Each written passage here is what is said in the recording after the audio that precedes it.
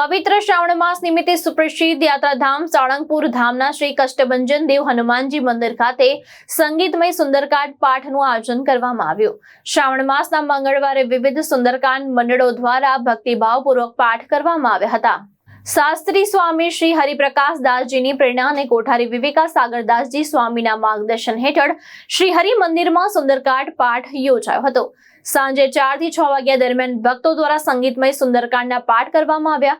મોટી સંખ્યામાં ભક્તો પાઠમાં તલ્લીન બતા સમગ્ર મંદિર પરિસરમાં દિવ્ય અને ભક્તિમય વાતાવરણ સર્જાયું હતું।